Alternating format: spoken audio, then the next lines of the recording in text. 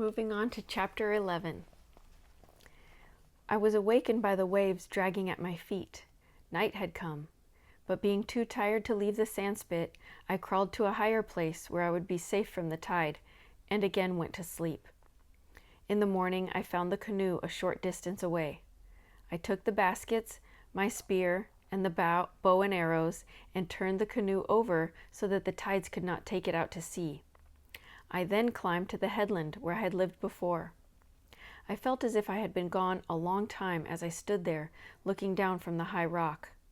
I was happy to be home. Everything that I saw, the otter playing in the kelp, the rings of foam around the rocks that guarded the harbor, the gulls flying, the tides moving past the sandspit, filled me with happiness. I was surprised that I felt this way, for it was only a short time ago that I had stood on this same rock and felt that I could not bear to live here another day. I looked out at the blue water stretching away, and all the fear I had felt during the time of the voyage came back to me. On the morning I first sighted the island, and it had seemed like a great fish sunning itself, I thought that someday I would make the canoe over and go out once more to look for the country that lay beyond the ocean. Now I knew that I would never go again. The island of the Blue Dolphins was my home. I had no other. It would be my home until the white men returned in their ship. But even if they came soon, before next summer, I could not live without a roof or a place to store my food. I would have to build a house. But where? That night I slept on the rock, and the next day I began the search. The morning was clear, but to the north, banks of clouds hung low. Before long, they would move in across the island, and behind them, many other storms were waiting. I had no time to waste. I needed a place that was sheltered from the wind, not too far from Coral Cove, and close to a good spring. There were two such places on the island, one on the headland and the other less than a league to the west. The headland seemed to be the more favorable of the two, but since I had not been to the other for a long time, I decided to go there and make certain. The first thing I found, which I had forgotten, was that this place was near the wild dog's lair. As soon as I drew near to it, the leader came to the opening of the cave and watched me with his yellow eyes.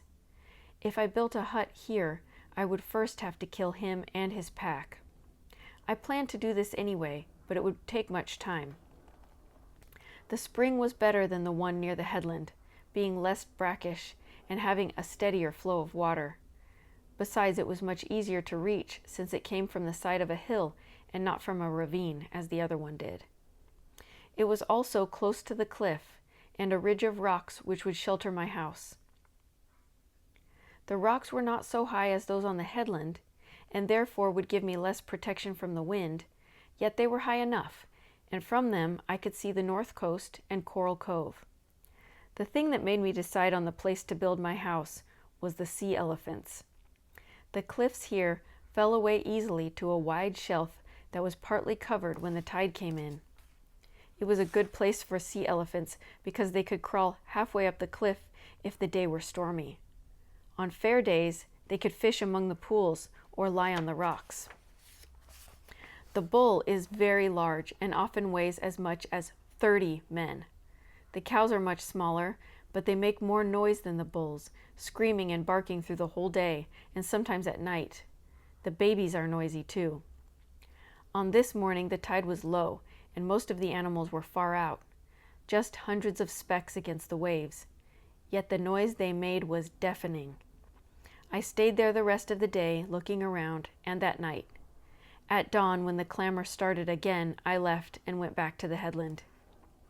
There was another place to the south where I could have built my house, near the destroyed village of Gallas-At, but I did not want to go there because it would remind me of the people who were gone.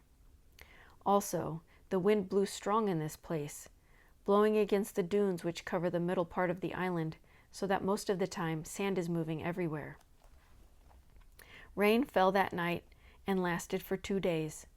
I made a shelter of brush at the foot of the rock, which kept off some of the water, and ate the food I had stored in the basket.